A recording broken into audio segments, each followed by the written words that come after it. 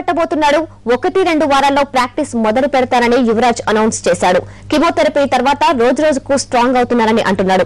Indian cap పెట్టుకునే ఈ రోజు కోసం ఎదురు చూస్తున్నారని ఉద్వేగంగా తెలిపాడు యువరాజ్.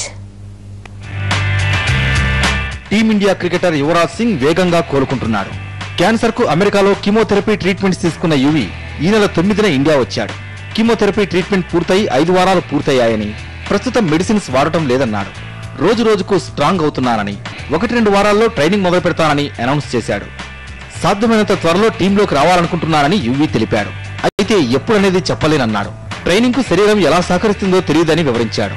పుణె వారియర్స్ మ్యాచ్ల్ని ఎంజాయ్ చేస్తున్నానని చెప్పాడు. గంగూలీ లీడర్షిప్ లో పుణె బాగా ఆడుతోందని కితాబిచ్చాడు.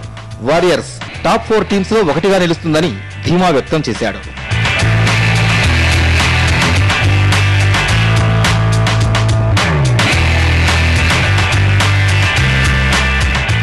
లాస్ట్ ఇయర్ వరల్డ్ కప్ లో కెరీర్ లో పీక్ స్టేజ్ లో ఉన్నానని యువి తెలిపాడు. ప్రస్తుతం లోయెస్ట్ స్టేజ్ లో ఉన్నానని, దీన్ని జీర్ణించుకోవడం కష్టంగా ఉందన్నాడు.